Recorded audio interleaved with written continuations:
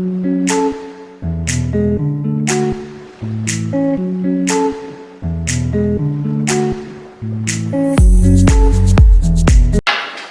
une grande joie d'être réunis tous ensemble ce matin, de pouvoir se voir, de pouvoir s'entendre, de pouvoir discuter et d'être heureux ensemble. Voilà. C'est une grâce que le Seigneur nous fait et donc nous sommes réunis pour le louer. Donc je vous lis un passage d'introduction juste pour démarrer. Louez l'Éternel, invoquez son nom, c'est ce que nous allons faire. Faites connaître parmi les peuples ses hauts faits. Chantez, chantez en son honneur. Parlez de toutes ses merveilles. Glorifiez-vous de son saint nom, parce qu'il est grand. Que le cœur de ceux qui cherchent l'Éternel se réjouisse. Ayez recours à l'Éternel et à son appui. Cherchez continuellement sa face. Voilà donc ces versets que je veux vous laisser comme accueil. Cherchez continuellement la face de l'Éternel. L'Éternel est notre Dieu, c'est lui qui veille sur nous, c'est lui qui est majestueux, c'est lui qui a fait les cieux et la terre, c'est lui qui nous a créés et il est merveilleux dans toutes choses. C'est pour cela que nous pouvons nous adresser à lui, reconnaître qui il est, reconnaître sa grandeur, reconnaître sa bonté, ses grâces qui déversent sur chacun d'entre nous, quelles que soient les situations et les circonstances dans lesquelles nous nous trouvons. Et c'est une joie ce matin d'être encore ici, d'être en bonne santé. Merci Seigneur. Bonne santé physique, mais aussi, je le souhaite, bonne santé spirituelle. Nous avons passé des moments qui sont peut-être difficiles pour certains, des personnes qui ont été peut-être malades, ou ont eu des collègues ou des personnes de leur famille malades à cause du coronavirus, ou tout simplement malades comme nous connaissons, et les difficultés ne se sont pas aplanies. Mais le Seigneur a veillé sur chacun d'entre nous, et ça, je peux le témoigner, en tout cas pour moi, j'espère que vous aussi, vous l'avez vu, reconnu, et que nous allons encore le remercier aujourd'hui, chacun pour notre part. Donc, voilà, c'est le premier jour où nous recommençons le culte. Nous avons mis en place des sens de circulation, essayer de respecter les flèches pour éviter qu'on puisse trop se croiser. Donc vous avez du gel hydroalcoolique, vous pouvez aussi vous laver les mains, tout simplement, voilà. Et en sortant, faites aussi attention de respecter les sens de sortie avec les flèches que nous avons mis pour sortir. Donc la sortie ici, là, et en face, l'entrée. Voilà, donc si vous avez des questions, n'hésitez pas. Nous allons reprendre uniquement pour le moment, on a vu ça avec le pasteur, le dimanche, et pour le reste de la semaine, donc les choses continueront encore quelques semaines comme elles étaient jusqu'à présent, donc avec les accès par Internet. Voilà. Très bien. Nous allons remettre ce moment entre les mains du Seigneur, donc je vous invite à incliner vos têtes.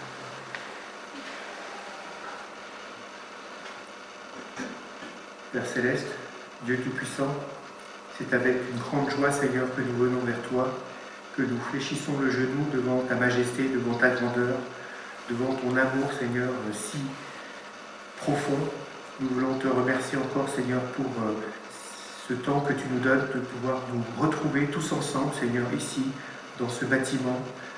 Nous faisons l'Église, Seigneur, ce sont les chrétiens, ce sont ceux qui se rassemblent autour de la personne de Jésus-Christ, qui forment ton Église, et nous sommes là à nouveau, Seigneur, pour faire monter vers toi nos reconnaissances, nos chants, nos louanges, Seigneur, nos remerciements, te bénir, Seigneur, encore une fois pour ta grâce, pour ta main bénissante, Seigneur notre Dieu, pour tout ce qui a pu nous arriver durant ces semaines, ces mois passés, pour lesquels tu as veillé sur chacun d'entre nous.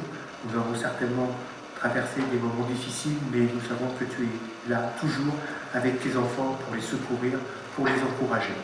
Seigneur, nous te remettons encore ces instants afin que tu sois honoré, que tu nous donnes ainsi d'être fortifiés encore, Seigneur, avec cette communion fraternelle que nous retrouvons maintenant, de pouvoir, Seigneur, voir nos frères et sœurs en bonne santé, de voir qu'ils sont heureux, Seigneur, de voir qu'ils sont attachés à toi. Et nous voulons encore, vraiment, Seigneur, venir vers toi pour te bénir et tout le louer. Seigneur, à toi toute la louange. Prends ainsi, Seigneur, la direction de cette présidence, de ce culte, Seigneur, pour le message, pour ton serviteur qui apportera ta parole, Seigneur notre Dieu, que nous soyons attentifs, que nous soyons respectueux aussi de ta parole, Seigneur, parce que c'est cela que tu nous demandes. Nous te remercions ainsi dans le nom précieux de Jésus-Christ. Amen. Amen. Amen. Donc encore des moments de bonheur et de joie que nous allons avoir ensemble en ces instants. Donc je vous invite à ouvrir la parole de Dieu. Nous allons faire une lecture dans l'Ancien Testament, lecture que j'ai eu l'occasion de faire dans la lecture quotidienne, et ça m'a interpellé. Donc 1 Samuel chapitre 3. 1 Samuel chapitre 3, à partir du verset 1. Je fais un extrait de verset. Vous connaissez l'histoire de Samuel.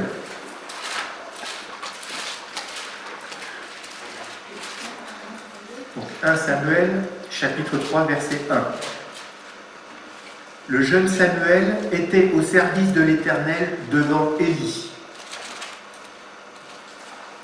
Le verset suivant, le verset 7. Samuel ne connaissait pas encore l'Éternel, et la parole de l'Éternel ne lui avait pas encore été révélée. Un peu plus loin, au verset 19, Samuel grandissait, l'Éternel était avec lui, et il ne laissa tomber à terre aucune de ses paroles. Voilà. Donc, nous savons que c'est l'Éternel qui conduit toutes choses dans ce monde, et il prépare ses desseins avec le concours de ceux qui écoutent et qui acceptent sa parole dans leur cœur. Eh bien, en ce qui concerne Samuel, son histoire que nous connaissons, Samuel, qui est né de Anne, qui était stérile et qui ne pouvait pas avoir d'enfant. Et elle était aimée, chérie de son mari. Son mari avait une deuxième femme. Cette femme a eu beaucoup d'enfants, des fils et des filles, mais Anne était triste dans son cœur parce qu'elle ne pouvait toujours pas avoir d'enfants. Donc cet homme pieux, avec sa famille, est monté au temple pour prier. Et Anne s'est retrouvée à prier le Seigneur, à prier l'Éternel, parce qu'elle était dans une situation triste et cette situation ne lui convenait pas. Cette situation la mettait dans un état de tristesse, je viens de le dire, et elle a souhaité déverser son cœur devant l'Éternel. Donc, elle l'a fait, et elle est repartie joyeuse après avoir prié, après avoir remis sa demande au Seigneur. Qu'est-il arrivé par la suite? Il est arrivé que le Seigneur lui a accordé un fils, Samuel. Samuel, qui veut dire Dieu a exaucé. Et nous voyons ça dans 1 Samuel, chapitre 1, verset 19, verset 20. Dans le cours de l'année, Anne devint enceinte et elle enfanta un fils qu'elle nomma Samuel, car, dit-elle, je l'ai demandé à l'Éternel. Donc voici ce qui est arrivé. Et c'est une chose merveilleuse de voir que cette femme a eu une foi profonde. Et cette foi profonde s'est manifestée. Et quelle que soit la situation qui allait en découler, de toute façon, elle avait tout remis entre les mains de Dieu. Son mari ne pouvait rien faire, son mari l'aimait, mais elle n'était pas consolée. Le Seigneur l'a consolée. 1 Samuel 2, verset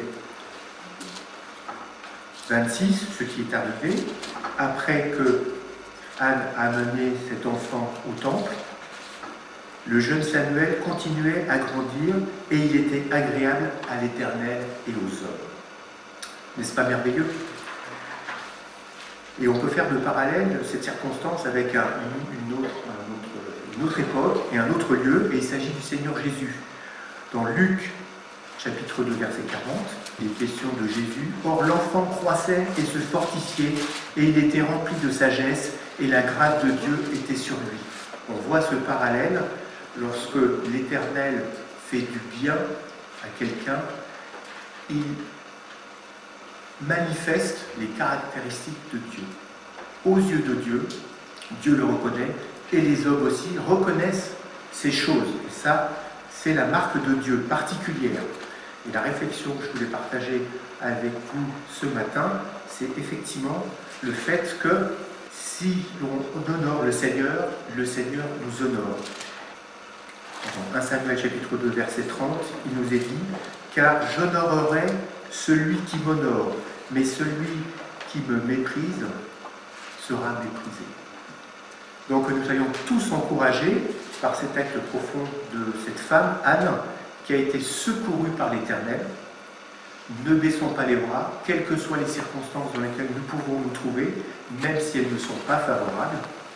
Dieu a un plan pour chacun d'entre nous, pour vous, pour moi. Ce qui est arrivé par la suite à Samuel, qui est devenu prophète de l'Éternel, prophète reconnu. Et c'était dans une période difficile, puisque c'est la période des juges.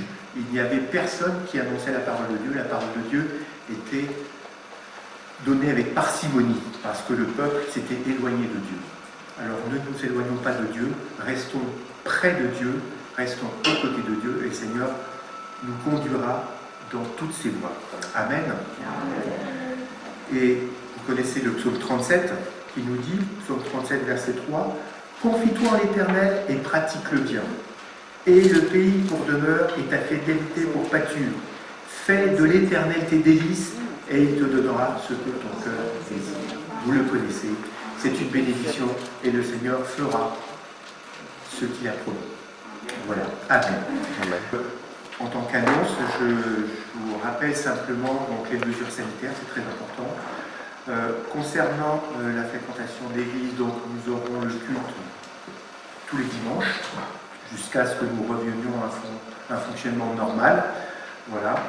Et je vais laisser de toute façon la place ensuite à notre frère Aldo, parce que nous avons aussi l'habitude de récolter les offrandes. Alors nous n'allons pas faire passer le panier. Les paniers se trouvent sur la petite table, ici, en sortant. Donc n'oubliez pas avant de partir, si vous désirez mettre vos offrandes, les dîmes offrandes dans le panier, pour éviter que tout le monde manipule ce panier. Donc voilà, donc je vais simplement faire la lecture dans Malachie, chapitre 3, chapitre que nous connaissons bien,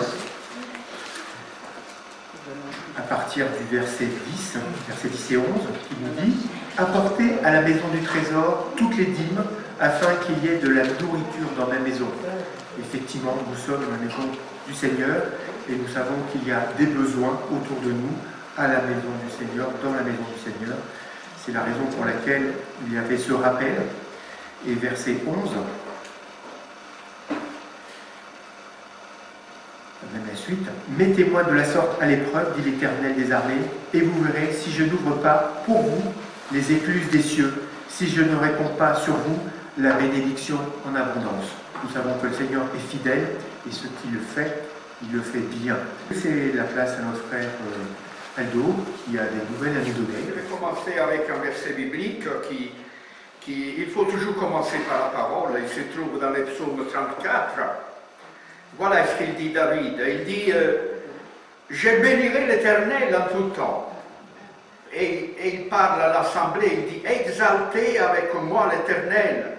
Célébrons tous son nom. J'ai cherché l'Éternel et il m'a répondu. Il m'a délivré de toutes mes frayeurs. Quand on tourne vers lui le regard, on est rayonnant de joie et les visages ne se couvrent pas de honte. Quand un malheureux crie, l'Éternel l'entend et il le sauve de toutes les détresses. L'ange de l'Éternel campe autour de ceux qui le craignent et il les arrache au danger. Sentez et voyez combien l'Éternel est bon.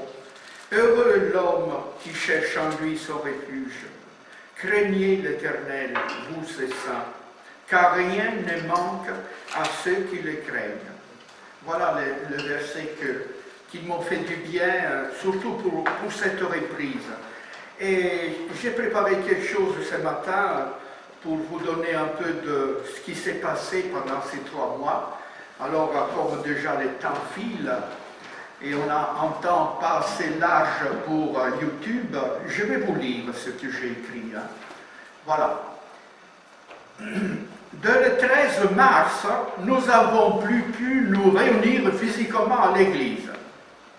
Puis, le 17 mars, nous étions toutes et tous confinés chez nous, n'est-ce pas? Et ça jusqu'au mois de juin dernier, avec, durant ces 3 mois, autorisation de sortie très limitée pour faire ses courses, se dégourdir les jambes, ou pour un rendez-vous médical, même si certains ont continué à travailler. Nous avons mis ensuite en place tous les mercredis études bibliques, comme d'habitude par vidéoconférence, le vendredi avec notre réunion de prière, et le dimanche avec le culte. Et pour se tenir informés les uns avec les autres, on instaura un forum de nouvelles. Tous ceux qui ont participé, on connaissait les nouvelles qu'il y avait, si quelqu'un est malade et tout ça. C'est quelque chose qui a été très utile. Un merci appuyé et donné à nos frères webmasters, excusez-moi la prononciation anglaise, qui ont patiemment, 3 fois par semaine, mis techniquement tout en place, avec une qualité et un dévouement remarquable, même si parfois la connexion était difficile, voire impossible, et donc la frustration palpable. Et merci à chacun et chacune qui a pu, d'une manière ou d'une autre, apporter sa pierre à l'édifice qu'est l'Église, par son temps, ses compétences et sa disponibilité. Que retenir de cela humainement, communautairement et spirituellement parlant? Ce Covid était-il un avertissement que le Seigneur, dans sa souveraineté, a adressé aux humains sur leur comportement égoïste et leur vie insouciante sans lui? Nous pourrions le considérer comme tel.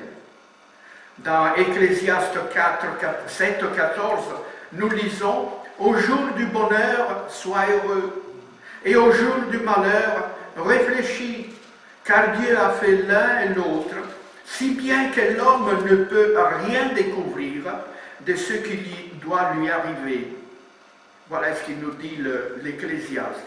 Alors, réfléchissons et agissons en conséquence. Peut-il y avoir des positives dans tout cela? Sans minimiser les difficultés et les souffrances profondes de beaucoup, j'oserais dire oui. En effet, ces temps de retraite forcée et de silence ont été pour plusieurs l'occasion de se rapprocher de Dieu, de prendre davantage de temps avec lui, de resserrer les liens familiaux, de faire un culte de famille, de méditer, de lire, de réfléchir, de faire des choses qui étaient en suspens, jardin, rangement, bricolage, et de se reposer.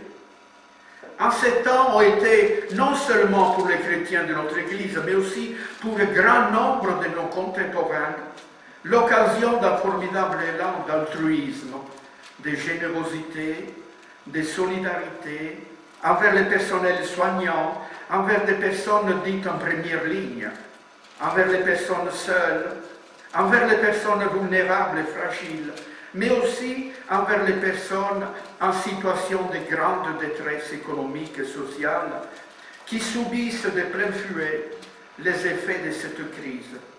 Des sœurs ont aussi confectionné des masques pour leurs proches, pour leurs connaissances, pour l'Église aussi. Nous en aurons besoin pour nos réunions, parce que ça va continuer à avoir des masques. Notons aussi, à titre collectif, que notre banque alimentaire, qu'il faudra renflouer, a pu proposer à plusieurs reprises ses services d'aide envers une association solidaire, les Secours populaires, et la distribution des produits nécessiteux pour les personnes démunies. On a complètement vidé. Perspective pour les prochaines semaines. Les choses rentrent ou rentreront lentement et progressivement à la normale depuis quelques jours. Et nous allons donc, durant tout l'été, avoir un culte à 10h30 et retransmission en direct et en vidéo sur Internet, YouTube, pour permettre à tout le monde de continuer à célébrer notre Seigneur, grandir dans sa connaissance et bénéficier de la communion fraternelle qui nous a tant manqué ces dernières semaines. Et maintenant, gardez les yeux sur Jésus. Beaucoup disent, et il le faut, que le monde d'après, comme on l'appelle, sera et doit être différent du monde d'avant. Les êtres humains auront-ils appris leur leçon? Les chrétiens auront-ils aussi appris quelque chose de tout cela? Je l'espère et je le souhaite.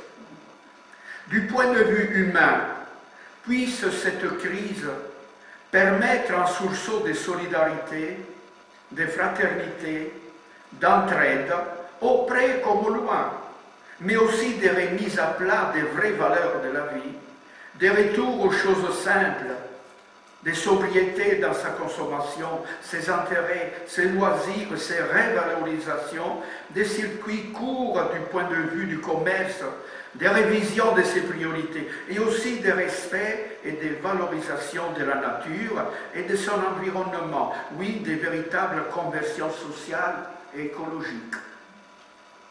Et pour les chrétiens que nous sommes, puissions-nous non seulement promouvoir tout ce qui est écrit ci-dessus, car il va droit dans l'Évangile, mais également vivre de l'espérance dans le Dieu vivant et vrai, qui s'est incarné en Jésus-Christ notre Seigneur, l'a partagé, l'a proclamé, et n'est pas sombré dans la sinistrose ou le pessimisme promulgué entre autres par les défaitistes actuels. Pour cela, et comme mot d'ordre et bonne disposition pleinement réaliste et positive, Hébreux 12, 1 et 2, courons résolument la course qui nous est proposée, gardons les yeux fixés sur Jésus, celui par qui notre foi a commencé et qui l'amène à la perfection. Je termine cette longue réflexion par les paroles d'un cantique que j'ai bien aimé, c'est dans J'aime toi. Voilà ce qu'il dit. Jésus, espoir des nations, Jésus, soutien de ceux qui pleurent, tu es la source de tout espoir sur terre. Jésus, lumière dans la nuit, Jésus, vérité en tout temps, tu es la source de la lumière sur terre. Tu es venu vivre et mourir, briser les liens, ressusciter. Tu es l'espoir qui vit en nous. Tu es le roc solide et sûr. Tu es la lumière, par ton éclat, le monde voit. Ressuscité, tu es vainqueur, prince de paix, plein de douceur. Tu es l'espoir vivant pour celui qui te reçoit. Oui, nous le croyons. Amen. Voilà, nous allons terminer. Notre frère va nous apporter la parole. Je vais prier pour que le Seigneur puisse nous accorder la grâce d'ouvrir nos cœurs et de donner la puissance à notre frère. Père Céleste, merci. Merci Seigneur de nous avoir donné encore cette grâce, de pouvoir encore se réunir, de pouvoir voir nos frères et sœurs en chair, comme on dit, afin que nous puissions nous réjouir de ce que nous avons au plus profond de nous-mêmes, le Saint-Esprit que tu nous as accordé, pour que nous puissions marcher avec toi. Oui, merci Seigneur de toutes les bénédictions que tu as déversées dans la vie de chacun de nous pendant ces 3 mois. Nous te remercions du plus profond du cœur, mais nous étions sûrs et certains, Seigneur, que cela, il allait se vérifier, car tu es le même hier, aujourd'hui et demain. Tu aimes tes enfants, tu pourvois aux besoins de tes enfants. Voilà pourquoi nous te rendrons grâce, Seigneur. Nous sommes là, Seigneur, pour écouter ta parole. il y a quelqu'un de nous ici qui a besoin de cette parole, que cette parole puisse nous faire avancer avec toi, pour que nous soyons des instruments entre tes mains et que nous puissions apporter tout autour de nous cette bonne nouvelle. Oui, que c'est une bonne nouvelle, car on n'entend que de mauvaises nouvelles, mais nous sommes porteurs de cette bonne nouvelle que Dieu aime l'humanité, qu'il a tout fait pour cela. Et nous te prions, Seigneur, de combler notre frère Olivier dans ce message. Accorde-lui, Seigneur, toute la puissance dont il a besoin, qu'il puisse nous apporter ce que toi tu lui dis, Seigneur, en laissant de côté l'homme Olivier, que nous puissions voir en lui ton prophète, ton envoyé, Seigneur, afin qu'il puisse nous donner tes pensées, tes plans. Et toutes ces choses-là, Seigneur, ils ont été puisées dans ta parole, pour ta seule et pour ton unique gloire. Répands tes grâces sur nous, afin que ton nom puisse en retour être glorifié et adoré. À toi soit la gloire, dans le nom de Jésus-Christ. Amen. La lumière, dans le cantique, Pasteur Aldo en a reparlé à nouveau, et pendant sa présidence, notre frère a dit que si on suivait Jésus-Christ, c'était une source de bénédiction, et ça fait partie de ma deuxième partie. Donc ça rassure. Alors, je vais vous parler de la lumière. Jésus-Christ est lumière, vous le saviez, mais on ne peut pas vivre sans lumière. Il a fait chaud ces derniers temps, ceux qui ont la chance d'avoir un jardin, on profite de la fraîcheur, il y a une lumière, il y a plein d'insectes qui vont s'y mettre. Et ce sont des insectes nocturnes. Donc les insectes nocturnes cherchent la lumière. Il y a même des pièges, je crois, ils lancent une lumière bleue, donc il n'y a plus d'insectes. Mais figurez-vous aussi que sans lumière, on manque de vitamine D. Dans les pays nordiques, Finlande, Suède, où les jours sont très courts en hiver, ils sont supplémentés en vitamine D. Pardon. Ils sont supplémentés en vitamine D. Et il y a même une méthode qui s'appelle la luminothérapie pour les gens déprimés. On leur met des lumières très fortes et il paraît que ça marche. Alors, je vous invite à ouvrir... J'ai écouté pendant le confinement une prédication d'Alain Lisus, et il a l'habitude de se baser sur 2 passages. Donc, je vais m'y essayer aussi.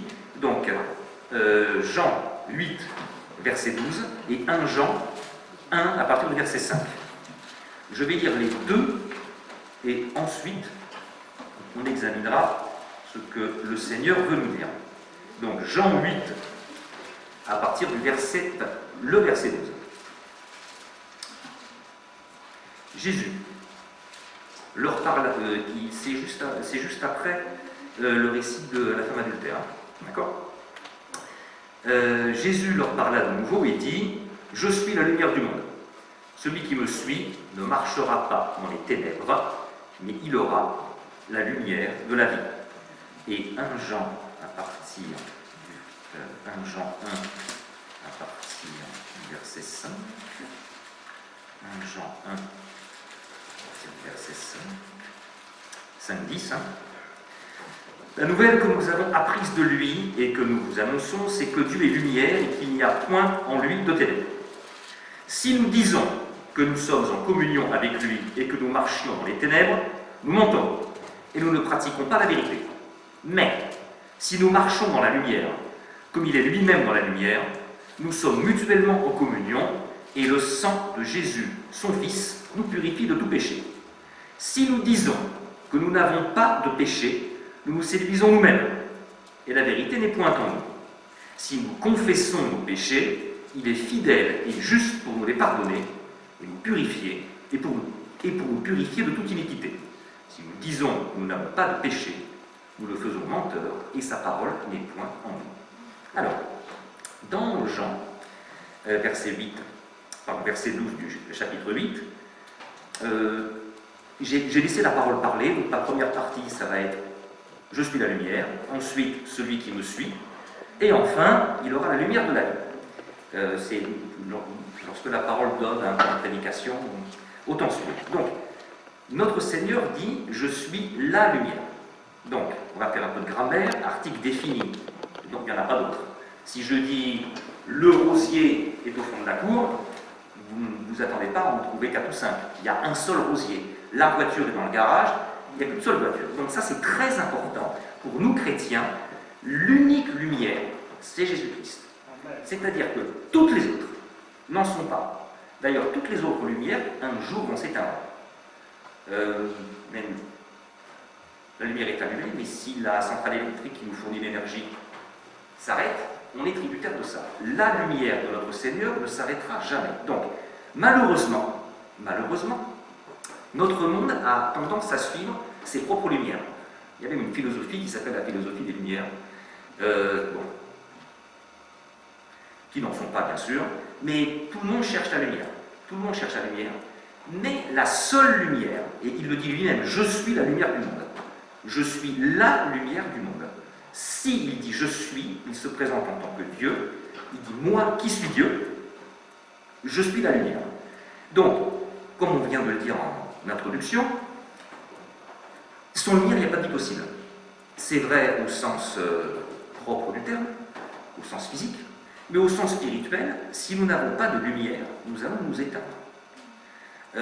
Parfois, une très petite lumière suffit à nous guider. Quand tout est noir, vous avez sans doute pris l'avion déjà quand il fait nuit, mais la moindre lumière se voit, de parfois très loin. Pendant la Deuxième Guerre mondiale, à Londres, pendant une période qui s'appelait le Blitz, au début de la guerre, les Allemands bombardaient Londres. Ils n'avaient pas le radar, donc ils y allaient à vue. Donc les Londoniens avaient pour consigne tout éteint. Et fumer une cigarette en extérieur la nuit, il y avait une amende. Parce que le bout incandescent du mégot se voyait à plusieurs centaines de mètres. Et c'est quoi comme lumière? Donc la moindre lumière se voit. Donc nous voyons cette lumière qui est une lumière aveuglante, et le monde ne la voit pas. Si Christ est la lumière du monde, ne pas le suivre, ça veut dire quoi? Qu'on reste dans les ténèbres. Celui qui me suit ne marchera pas dans les ténèbres. Donc, celui qui ne me suit pas marchera dans les ténèbres. Si nous croyons que Christ est la lumière du monde, nous devons le suivre. Je développerai ça dans un Jean dans quelques instants, comme on dit à la télé. Donc, il faut le suivre. Si on ne le suit pas, d'abord on marche dans les ténèbres, et si on marche dans les ténèbres sans rien y voir, on va tôt ou tard tomber. Et c'est d'ailleurs étrange, c'est ce rapport qu'on a avec la lumière, puisque regardez un enfant. Ceux d'entre nous qui avons des petits frères ou des petites sœurs, quand on était enfant, on trouvait ça très drôle de leur éteindre la lumière. Ils se mettaient à crier, donc on trouvait ça follement drôle, et pourtant rien n'avait changé. La maison était la même, on éteignait la lumière, on se sent angoissé. Et bien, c'est de cette façon que nous devrions nous sentir si nous n'avons pas Christ. Sans cette lumière qu'est Jésus-Christ, le monde est ténébreux. Donc, il nous enjoint à le suivre, puisqu'il est la lumière. Quand il y a eu une marche dans la nuit, surtout à cette époque-là, c'était une personne qui était la lumière, une espèce de loupiote, et donc il fallait le suivre. Suivre la personne, et bien rester fixé. Alors, suivre Christ, ça veut dire quoi? Ça veut dire être son disciple. Je vous rappelle la différence entre disciple et apôtre. L'apôtre, c'est celui qui est envoyé. Le disciple, c'est celui qui suit. D'accord? Bon, on peut être les deux à la fois, puisque sur les 12 disciples, 11 étaient apôtres. Mais nous, les apôtres, il n'y en a plus. Nous sommes ses disciples. Alors pourquoi le suivre? Parce que Dieu est lumière. Et pas nous. Nous sommes ténèbres. Dieu est saint. Mais pas nous. Nous sommes des pécheurs. Dieu est juste. Mais pas nous. Nous sommes justifiés. C'est-à-dire qu'à la base, nous ne sommes pas justes, puisqu'on a besoin d'être justifiés. Donc, il est très important d'avoir ça à l'esprit. C'est la lumière, uniquement. Malheureusement, beaucoup choisissent de ne pas suivre cette lumière. Pourquoi? C'est pour une raison bien simple. Quand on était adolescent, certains d'entre nous, on avait de l'acné. Et on se regardait, ça va. Dès qu'on allumait une lumière un peu forte, on disait, aïe, ça va pas du tout. La lumière révèle ce qui ne va pas. Si on a un problème de peau, on pense que c'est pas grave. Le dermatologue, il a une grosse lumière, ça se voit tout de suite. Et donc, cette lumière qu'est le Christ nous révèle tel que nous sommes. Nous sommes des pécheurs. Nous sommes des pécheurs. Donc, il nous faut cette lumière, sinon on marche dans les ténèbres. Ensuite, Jésus-Christ est la lumière, celui qui me suit. Alors là, on va avancer un petit peu et passer au chapitre 12 et lire 2 versets. 35 et 46. C'est toujours bien de pas trop se baser sur des notes, mais la Bible se commente d'elle-même. Donc, chapitre 12, versets 35 et 46. 12, 35. À ceux-ci, tous connaîtront que vous êtes mes disciples. Non, pardon, ça c'est 13. Voilà, c'est pas plus. Pardonnez-moi. Jésus leur dit, la lumière est encore pour un peu de temps au milieu de vous. Marchez pendant que vous avez la lumière, afin que les ténèbres ne vous surprennent point.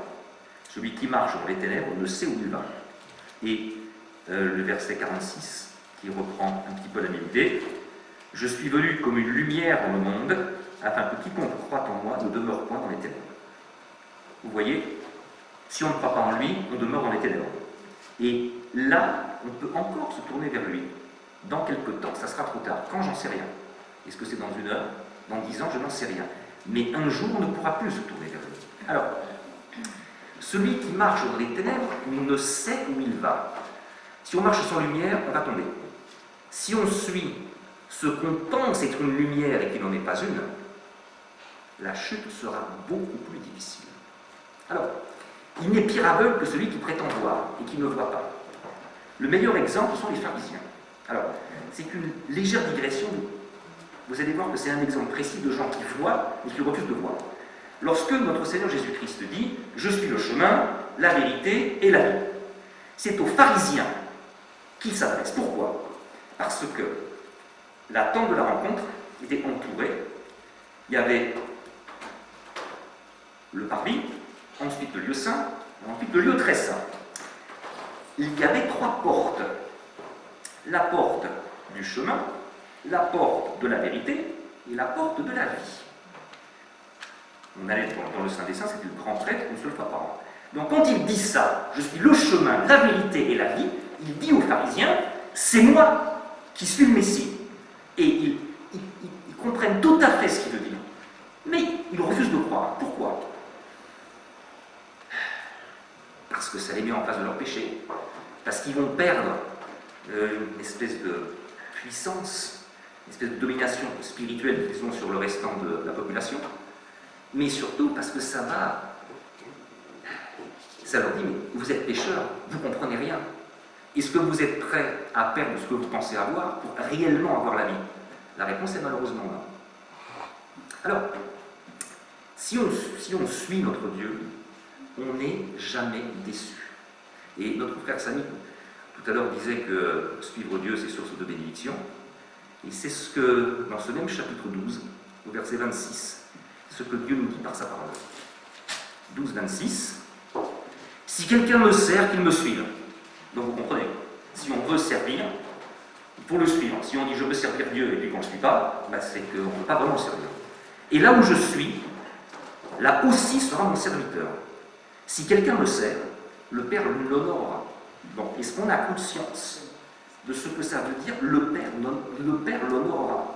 C'est-à-dire que le moindre service, il y a des choses qui peuvent nous sembler anodines. Parfois, c'est pas grand-chose.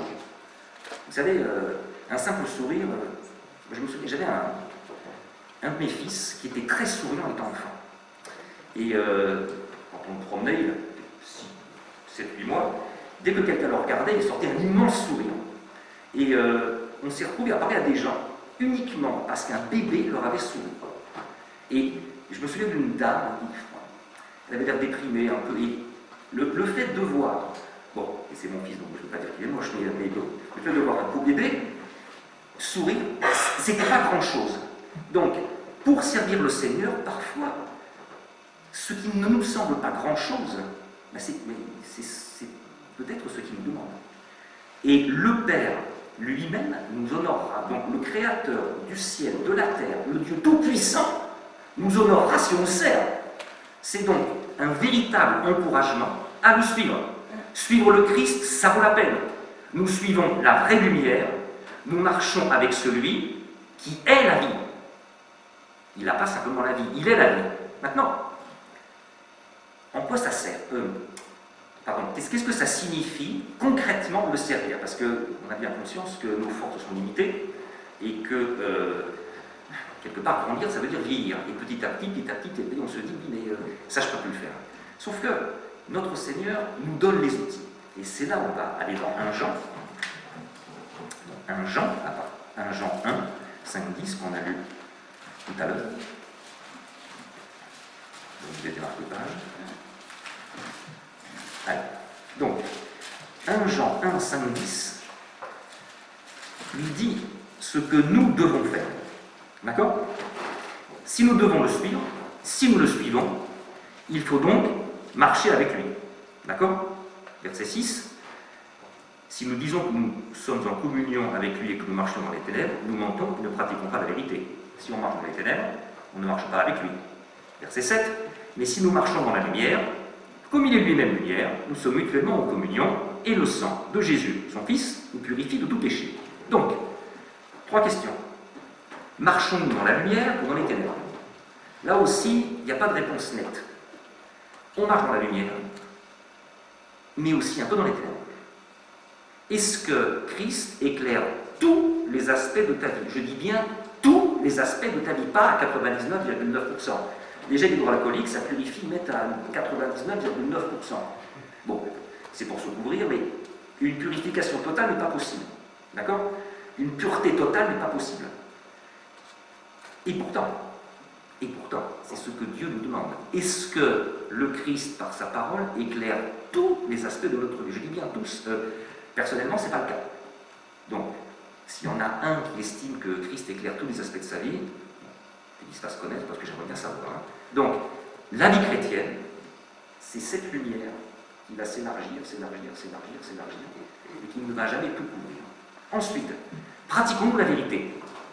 Je dis bien la vérité, pas une vérité. Il ne s'agit pas seulement de dire la vérité, ça c'est très important. C'est de pratiquer la vérité, ce que Dieu nous donne, et savoir nous réformer quand c'est besoin. Alors, pratiquer la vérité, ça veut dire aussi parfois avoir mal. Je ne sais pas si vous vous êtes déjà tombé la cheville. On a une entorse, on va chez le médecin, il cherche à savoir où c'est. Il y a plusieurs ligaments, donc il va mettre son pouce, et c'est pas là. Quand il tombe sur le ligament qui a été étiré, là on sait tout de suite. Il n'a encore rien fait, mais avant de soigner, il faut qu'il sache où ça fait mal. Mais parfois, la parole est l'appui là où ça fait mal. Il faut savoir se faire réformer. J'ai vu un pasteur sur Internet qui disait presque avec des larmes qu'il s'était rendu compte qu'il buvait trop. Dans des repas entre amis, c'était un apéritif, puis un verre de bière, un verre de vin, 2 verres de vin, un digestif. Et il a eu un profond malaise qui venait du Seigneur, il me semble, et il a réformé son attitude. C'est ça, marcher dans la lumière. Parfois, le Seigneur nous dit, attention, ça ne va pas. Donc il faut savoir écouter le Seigneur, parce qu'il est là. Deuxième chose, marcher dans la lumière ne veut pas dire qu'on ne pêche pas. Verset 7. Si nous marchons dans la lumière, comme il est lui-même lumière, nous sommes mutuellement en communion, et le sang de Jésus nous purifie de tout péché. Si le sang nous purifie de tout péché, c'est parce qu'il y a du péché. S'il n'y avait pas de péché, il n'aurait pas besoin qu'il nous purifie. C'est logique. Quand quelque chose est propre, purifié, on ne va pas le laver. Et c'est là que l'attitude face au péché est extrêmement importante. Ralph Sallis parlait de la grande repentance à la conversion, et ensuite des petites repentances. À chaque fois qu'on demande pardon, à chaque fois qu'on veut écouter la parole, pardonne-moi Seigneur, et qu'on s'efforce de ne pas recommencer. Maintenant, il y a 3 attitudes. Une seule est la bonne et 2 sont les mauvaises. La plupart des gens disent, face au péché, c'est pas grave. C'est pas grave. Je n'ai volé personne, je n'ai jamais agressé qui que ce soit, je n'ai tué personne. Ah oui, mais. Est-ce que quelqu'un n'a jamais eu de haine pour quelqu'un d'autre, au point de le tuer? Est-ce que quelqu'un n'a jamais rien dérobé comme ça, en loose day, comme on dit maintenant? Allez, hop, c'est peut-être pas grand-chose. Est-ce que vous allez au restaurant, vous vous rendez compte que il a oublié 1 ou 2 cafés? C'est pas grave. Et effectivement, c'est pas ça qui va mettre le restaurant en faillite. Mais, si vous avez remarqué, il faut le dire. Alors, pourquoi c'est aussi grave? Parce qu'on n'appelle pas le péché comme ce qu'il est. Le péché, c'est le péché. Qu'on vole 200 millions d'euros ou qu'on vole une somme beaucoup plus petite, ça reste un vol aux yeux de Dieu. On confond souvent ce que nous on pense de ce que Dieu pense. Ce que nous on pense, ça c'est généralement assez cool. Et on se dit, ouais, mais c'est pas grave, c'est pas grand chose, je ne fais de mal à personne. Non. Sa vérité n'est point en nous. Nous le faisons un menteur. Nous le faisons un menteur. Au verset 10. Si nous disons que nous n'avons pas de péché, nous le faisons menteur. Sa parole n'est point en nous. Appeler le péché péché, c'est suivre la parole du Seigneur. Donc, soyons extrêmement vigilants.